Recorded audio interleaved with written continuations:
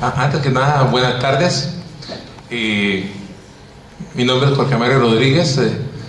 Soy casi mexicano. Bueno, yo me llamo así, pues soy guatemalteco. Y realmente le agradezco a Juan Manuel y a Pedro y a toda mi familia mexicana la invitación para estar acá. Ya me di por invitado al otro coloquio. Realmente amo mucho este país, la verdad.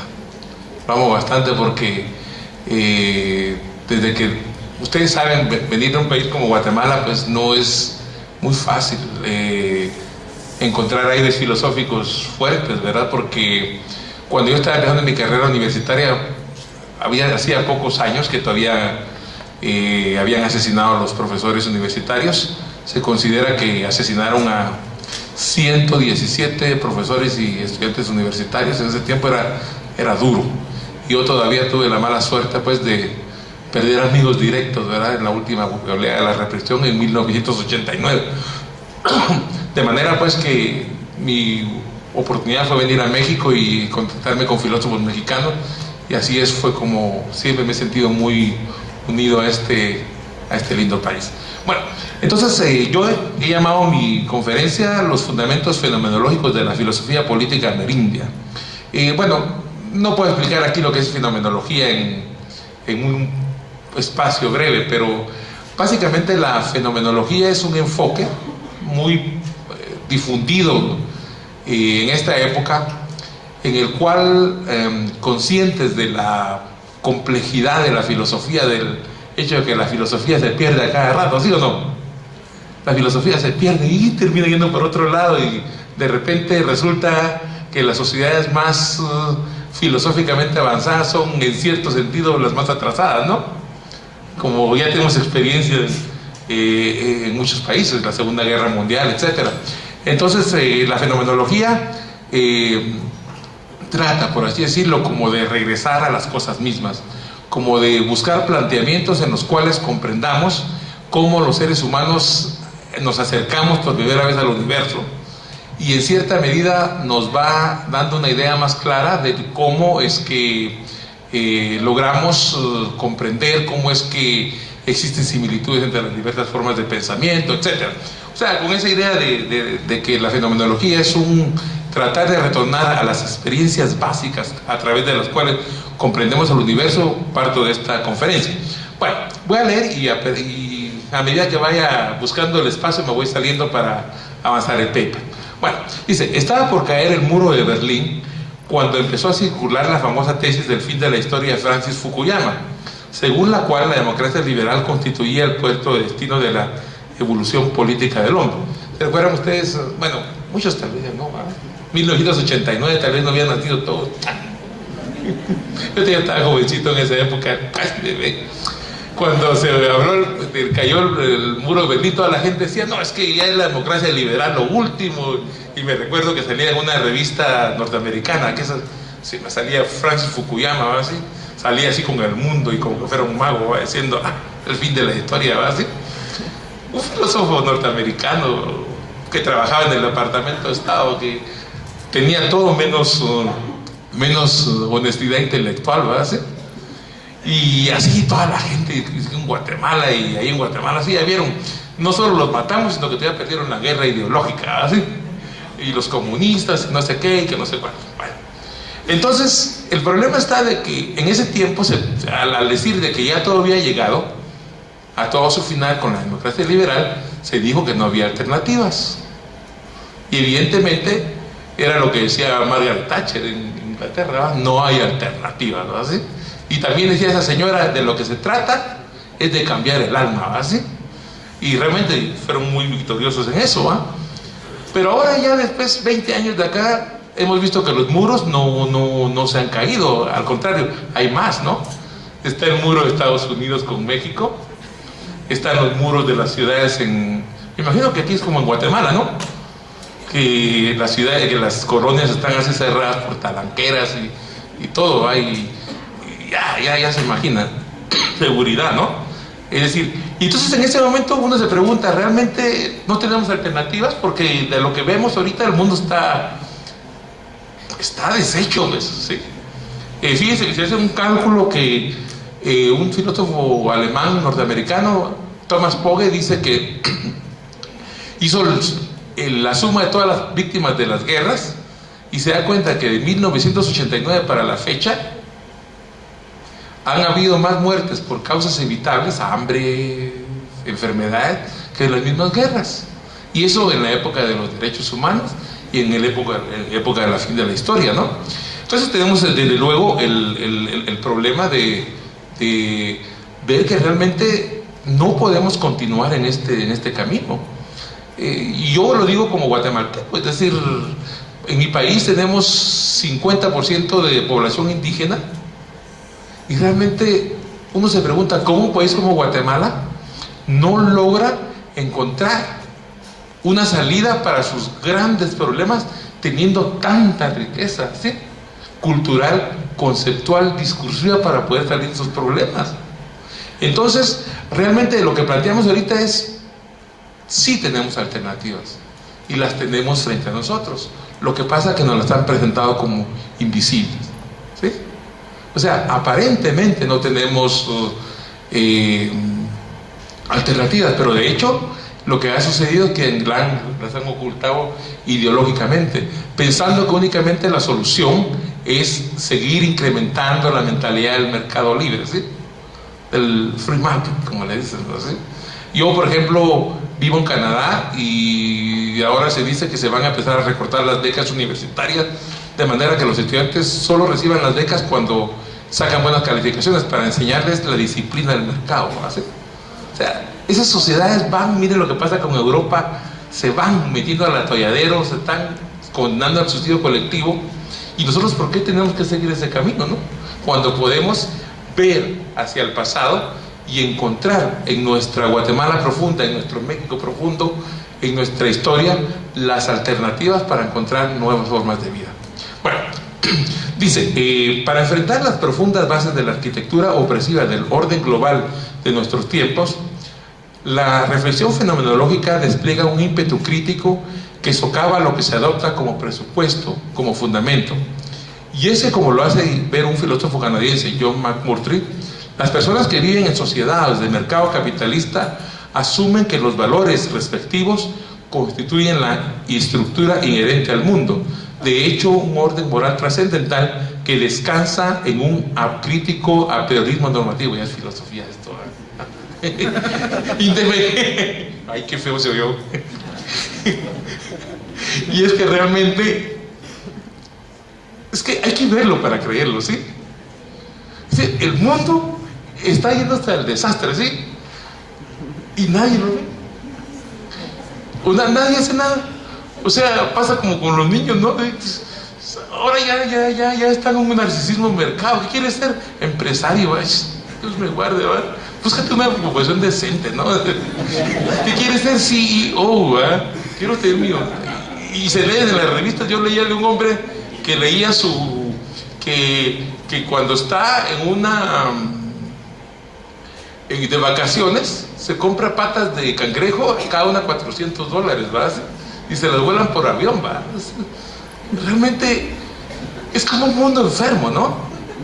Porque fíjense ustedes, si ustedes pueden empezar, ¿cuál es el modelo ahora de riqueza? El modelo de superación, la riqueza personal, ¿sí? Usted tiene un gran ejemplo con Carlos Delfín, ¿verdad? ¿Sí? Dice, ¿con cuántos se calma la sed de riqueza de un hombre? ¿Con $1 millón? ¿Con 2? No sé. Es decir, para ponerlo en otros términos, ¿no? Es decir, imagínense un hombre que tuviera un deseo sexual y lo satisface en ese momento, ¿sí? Y a los 2 minutos ya anda de nuevo ahí con la lengua afuera, como... y ya después a los 2 minutos con la lengua afuera y dice, cuate está de atar, ¿no? Sí, pero algo así son los ricos. Por eso es que uno se extraña, ¿va? Que los que llegan al poder político hasta arriba siempre son los más sinvergüenzas, ¿verdad? O sea, realmente vemos entonces de que realmente esa mentalidad, ese apriorismo del mercado, de la ganancia, de la superación, de la posesión, de la propiedad, no solo es una categoría política, sino que también es una categoría espiritual, ¿sí?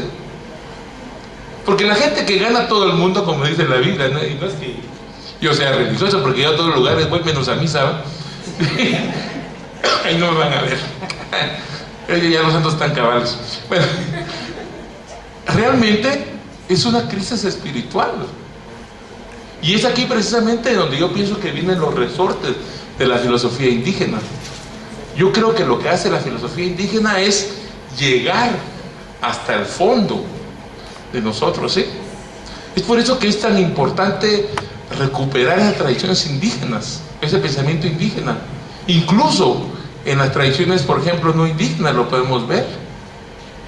Cuando, por ejemplo, ustedes leen a San Juan de la Cruz, el místico español, uno se queda maravillado de cómo él, cuando llegaba a una casa de una persona rica, se sentaba en el suelo, porque él había sido lo que se llamaba en ese tiempo un pobre solemnidad, y decía, con sentarse en el suelo quería demostrar: realmente lo material a mí no me interesa, realmente lo que vale es el ser humano, ¿sí? Y él, evidentemente, como buen religioso, no predicaba el castigo de la carne, ¿va? Porque él se lo había castigado a la pobreza, ¿sí? Terriblemente. Cuando alguien se enfermaba, le da su sopita y todo, así. Esa cuestión, imagínense ustedes. Entonces, realmente yo es lo que yo considero que es a través del retorno a la raíz indígena en donde podemos encontrar esos valores espirituales que podemos dar, ¿no? Y dentro de ese aspecto yo considero, voy aquí siguiendo la exposición, de que la filosofía indígena, yo veo un problema, por ejemplo, en Guatemala, no sé si es en México aquí, porque es que México es México, Guatemala es Guatemala, ¿va? Y se los demostramos cuando jugamos fútbol. Aprovecho para decirles, nunca vayan a Guatemala cuando pierde Guatemala contra México, ¿eh? Van a tener problemas aquí. Bueno, entonces, en este caso, por ejemplo, la filosofía indígena siempre tiene, creo que cuando se plantea en términos de espiritualidad, lo lindo es que se logra también conjuntar con otras tradiciones críticas, ¿sí? O sea, la tradición occidental, podemos hablar de la tradición occidental, pero ya nos ha demostrado el doctor Dussel cómo hay diferentes vetas, ¿sí?, que confluyen en la civilización occidental. Pero también hay que reconocer que la cultura occidental no es necesariamente un todo monolítico, ¿sí?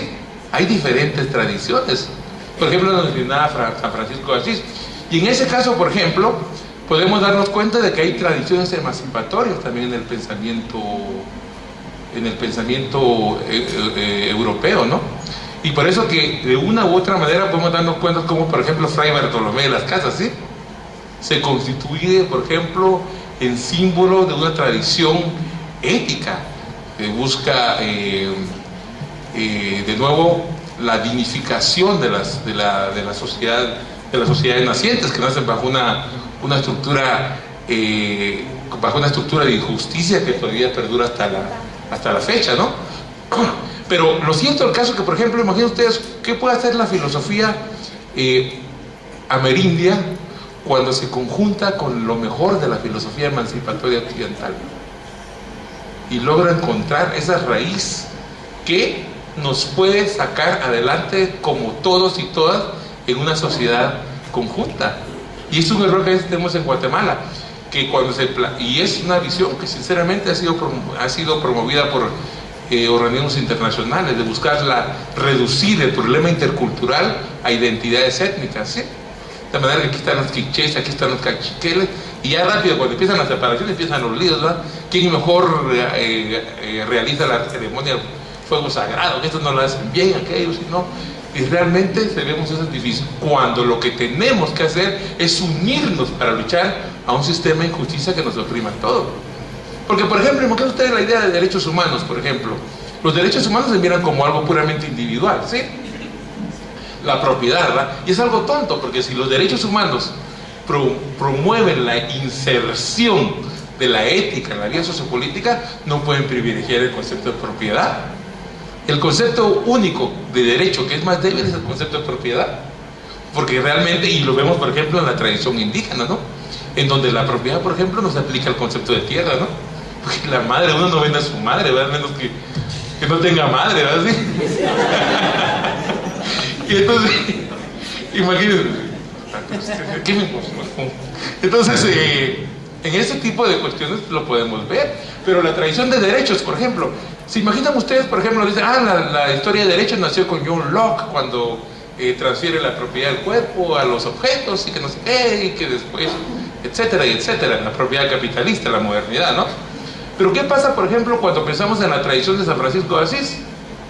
¿Recuerdan ustedes de que San Francisco de Asís dice que sus hermanos iban a estar pobres siempre, ¿no? ¿Así? Entonces el gran problema que se plantea para la orden franciscana es cómo vivir si son absolutamente pobres, porque para vivir se necesita por lo menos un pan, ¿sí o no? Si yo tengo nada, no tengo ni pan, entonces me muero. Entonces ellos dicen, ¿cómo resolvemos el problema, ¿no? Entonces dice, el Papa les dice, tranquilos, no se preocupen, van a comer de prestado, ¿sí? Van a usar todo de prestado, entonces todo va a ser prestado, y así ustedes sobreviven sin necesidad de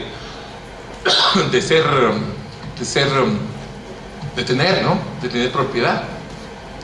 Entonces viene el Papa Juan 23 o Juan 22, Juan 23, ¿verdad? Y les dice a los en aquel tiempo, ¿no? Fue 22, ¿no? En el 68. Sí, pero es después.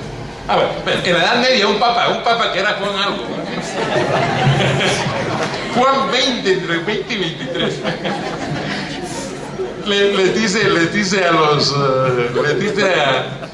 a él, bueno, dice, pero eso no tiene sentido, dice, porque cuando uno presta, la institución de prestar implica que se va a devolver, ¿verdad? ¿Sí?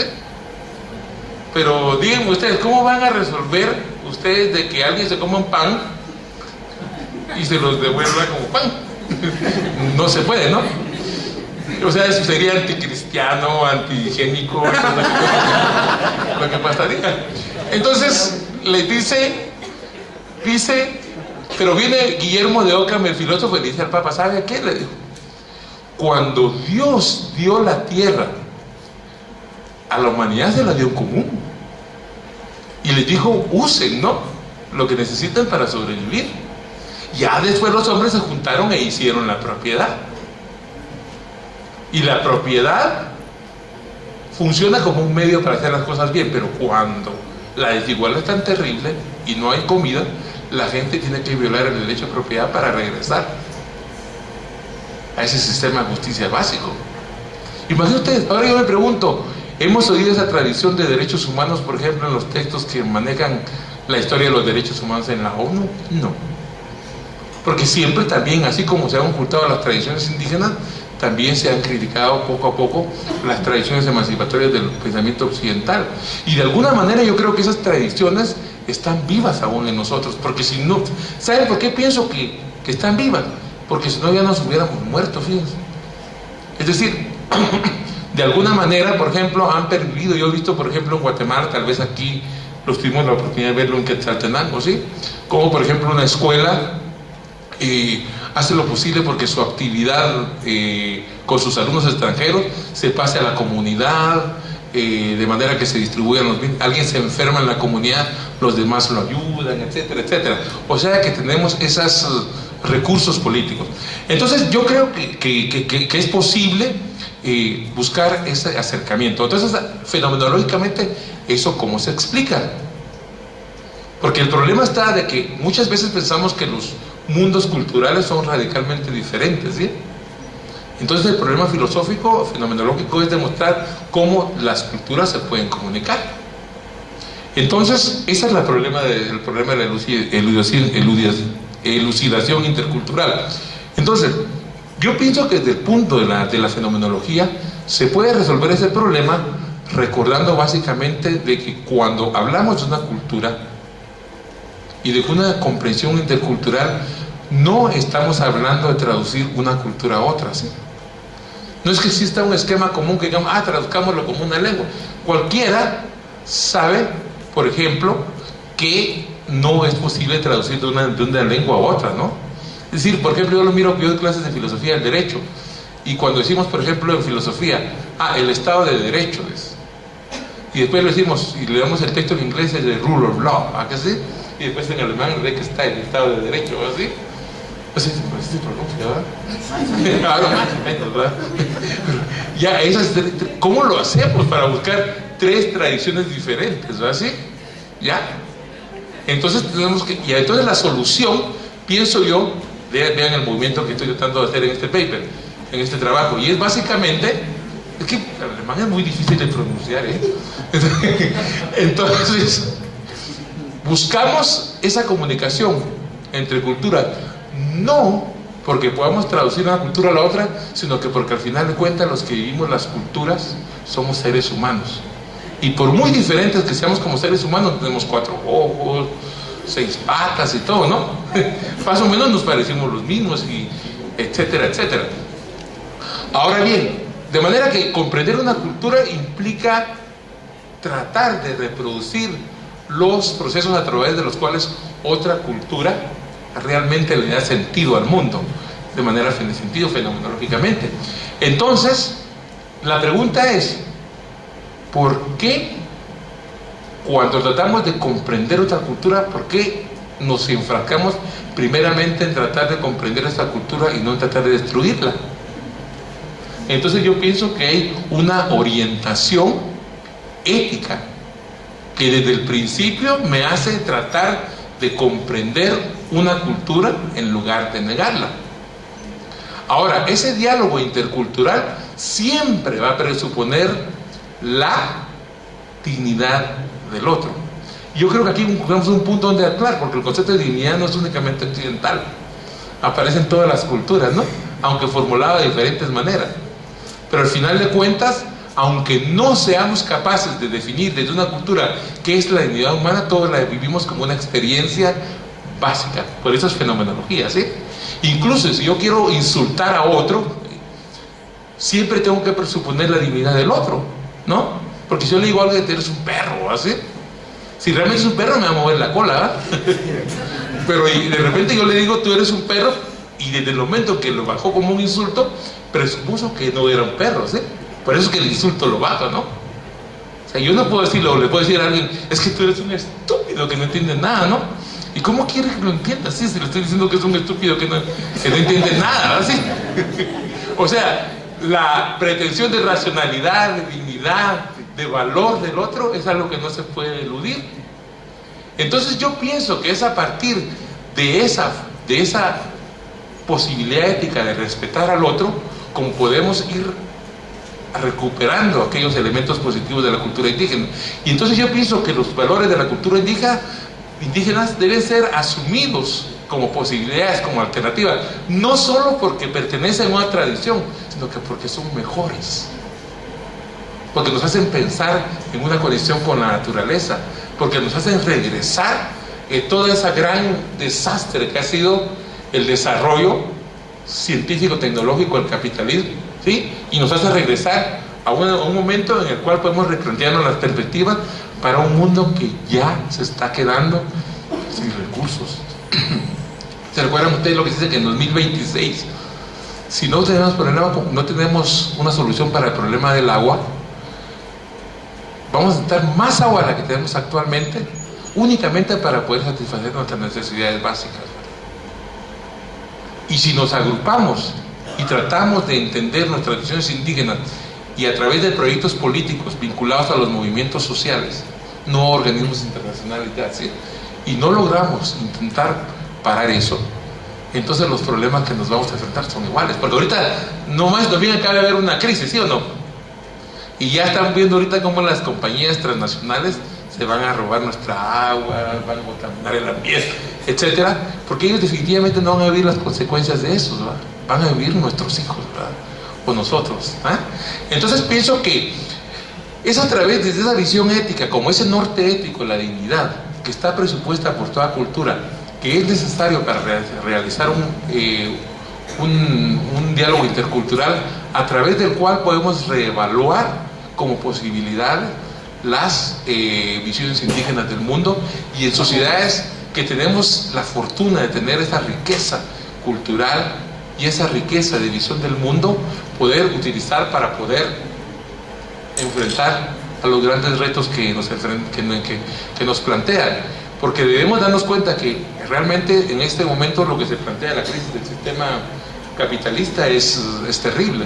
Ustedes recordarán de que ya ni siquiera se trata de los estados, porque ya ni siquiera el estado maneja, ¿no? Es decir, los poderes políticos son impuestos por el poder financiero, ¿sí o no? Si ustedes hacen una cuenta, por ejemplo, de las 100 economías más grandes del mundo, 55 son corporaciones. Si ustedes juntan 14 corporaciones de las más grandes, van a obtener un poderío equivalente al del gobierno de Estados Unidos, ¿no? Ustedes se han dado cuenta que muchas de las funciones, incluso militares, están cayendo ¿cómo se llama? En empresas, ¿no? Y evidentemente el sistema solo ahorra, excluyendo a los demás. Por ejemplo, en el gran plan que se hizo para el desarrollo de Guatemala, y te lo digo porque lo discutí en Guatemala con algunas personas, dicen, entre 20 años Guatemala va a ser un país con 5 grandes nodos urbanos, unidos por medios multidimensionales de comunicación. ¿Por qué no le dijeron por avión, por tren? No, se veía más bonito, ¿verdad? Y el campo se va a volver en un centro de producción sumamente significado. Ahí no aparece nuestra cultura indígena para nada, ¿sí? Guatemala, por su desarrollo en inglés, se va a convertir en un centro de call center, ¿se imagina usted? Y ahora hace poco tuve un problema con una valija, ¿verdad? Y no he logrado contactar a un solo ser humano en United, la compañía aérea, ¿eh? Porque, no, United, porque ahora ya no usan teléfonos. O sea, y se imaginan ustedes, cada vez se va reduciendo más la posibilidad, y lo único que interesa es el afán de ganancia a un corto plazo de las grandes empresas. O sea, pues surge la necesidad, y yo pienso que dentro de esto, y eso es lo que yo quiero plantear, es de que no existe realmente un gran problema claro, es siempre conflictivo buscar una elucidación, acuerdos entre diversas visiones del mundo, pero creo que un gran alcance se puede lograr cuando comprendemos que al final de cuentas el valor de la cultura siempre se mide en función de su promoción de la dignidad del ser humano. Solamente.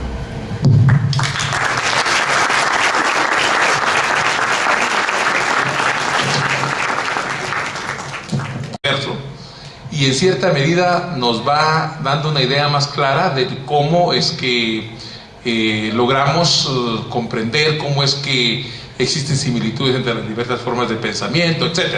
O sea, con esa idea de que la fenomenología es tratar de retornar a las experiencias básicas a través de las cuales comprendemos el universo, parto de esta conferencia. Bueno, voy a leer y a medida que vaya buscando el espacio me voy saliendo para avanzar el paper. Bueno, dice, estaba por caer el muro de Berlín cuando empezó a circular la famosa tesis del fin de la historia de Francis Fukuyama, según la cual la democracia liberal constituía el puerto de destino de la evolución mexicana. Bueno, yo me llamo así, pues soy guatemalteco, y realmente le agradezco a Juan Manuel y a Pedro y a toda mi familia mexicana la invitación para estar acá. Ya me di por invitado al otro coloquio. Realmente amo mucho este país, la verdad. Lo amo bastante porque desde que ustedes saben, venir a un país como Guatemala pues no es muy fácil encontrar aires filosóficos fuertes, ¿verdad? Porque cuando yo estaba empezando mi carrera universitaria hacía pocos años que todavía habían asesinado a los profesores universitarios. Se considera que asesinaron a 117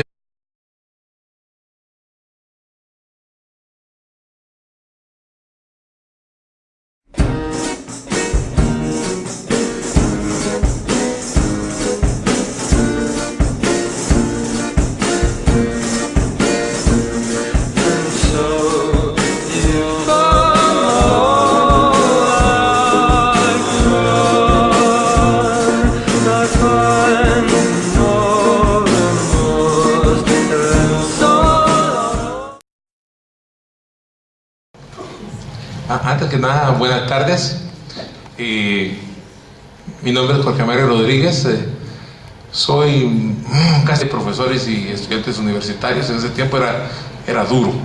Yo todavía tuve la mala suerte pues de perder amigos directos, ¿verdad?, en la última oleada de la represión en 1989. De manera pues que mi oportunidad fue venir a México y contactarme con filósofos mexicanos, y así fue como siempre me he sentido muy unido a este lindo país. Bueno, entonces yo he llamado mi conferencia Los fundamentos fenomenológicos de la filosofía política amerindia.